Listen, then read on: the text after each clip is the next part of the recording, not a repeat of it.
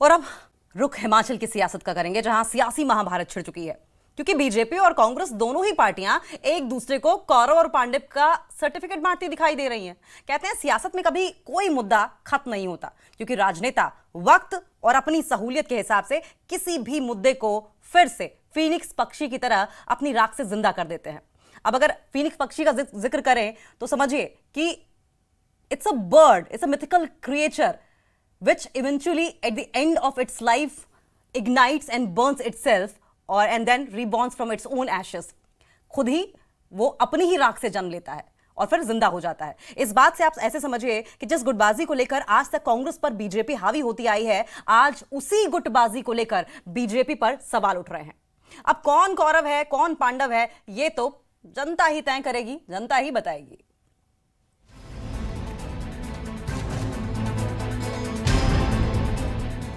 हिमाचल में चुनाव के लिए अभी 2 साल 1 महीने का वक्त बाकी है, लेकिन उससे पहले ही चुनावी शतरंज पर बिसात बिछ चुकी है।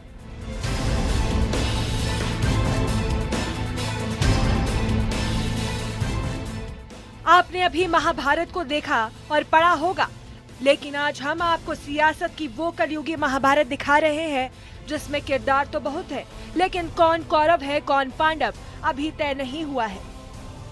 सबसे पहले हिमाचल की सियासी महाभारत का पहला पन्ना खोलते हैं। दरअसल हिमाचल में ये जंग कांग्रेस प्रदेश अध्यक्ष और बीजेपी में सीएम फेस को लेकर चल रही है। हिमाचल प्रदेश में बीजेपी 2027 में सत्ता से कांग्रेस को बाहर करने की अभियान पर काम कर रही है, तो वहीं कांग्रेस सरकार रिपीट करके इतिहास रचने के मार्ग पर चल रही है।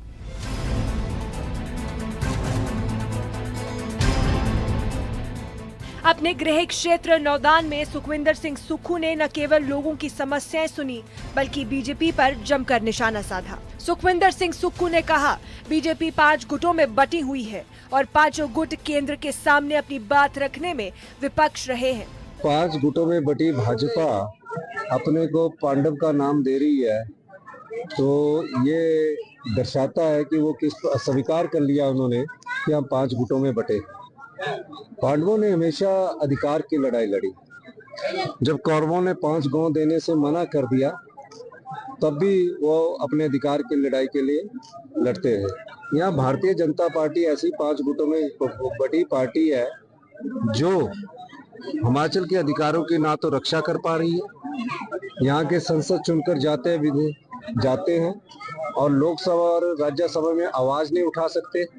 देश के प्रधानमंत्री से मिलकर ये नहीं कह सकते कि प्रदेश में आपदा आई है, आपदा के कारण जो आपने 1500 करोड़ रुपया घोषित किया है उसको जल्दी ही आप रिलीज कीजिए।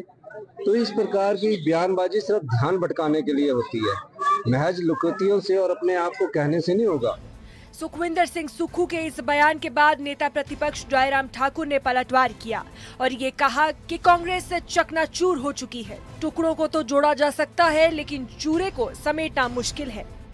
मुझे लगता है कि इन बातों को छुपाने का जो प्रयत्न कर रहे हैं, जो उनकी नाकामयाबी हैं और असफलताएं हैं, उन पर पर्दा डालने की कोशिशें होती है और इसलिए वो बार बार करते हैं। हमें तो कह रहे हैं कि ये 5 टुकड़ों में, यार तुम्हारा तो चूरा चूरा हुआ पड़ा है। टुकड़ों को तो जोड़ा भी जा सकता है, लेकिन जो चूरा चूरा हुआ पड़ा है तो उसको कैसे जोड़ेंगे आप।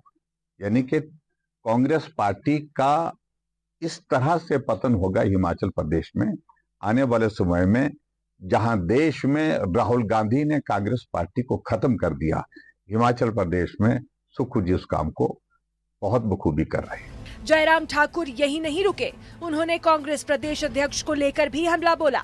जयराम ठाकुर ने कहा, कांग्रेस सरकार का बुरा हाल, आज तक अध्यक्ष चेहरे को लेकर कांग्रेस कंफ्यूज है। पूर्व मुख्यमंत्री एवं नेता प्रतिपक्ष जयराम ठाकुर ने न्यूज़ 18 से एक एक्सक्लूसिव बातचीत की। और आपदा के बाद जो प्राकृतिक है उस पर किसी का बस नहीं, मैं इस बात से सहमत हूं, लेकिन सरकार भी आपदा से कम नहीं है जो वर्तमान सुक्खू जी के नेतृत्व में हिमाचल प्रदेश में चल रही है। क्योंकि चारों तरफ जो है नुकसान ही नुकसान हुआ है। संस्थान चले हुए, खुले हुए संस्थान बंद हुए, विकास के कार्य जो हिमाचल प्रदेश में चले हुए थे वो सारे के सारे पूर्ण विराम के साथ एक जगह खड़े हैं। इंतजार कर रहे हैं। भारतीय जनता पार्टी की सरकार आएगी तो हम अपना सफर आगे का शुरू करेंगे। और सबसे बड़ी बात यह है कि अपरिपक्व नेतृत्व, यानी कि बिना सोचे समझे फैसले करना, और उन फैसलों की वजह से प्रदेश का भी नुकसान, प्रदेश के लोगों का भी नुकसान और जग हंसाई हो रही है।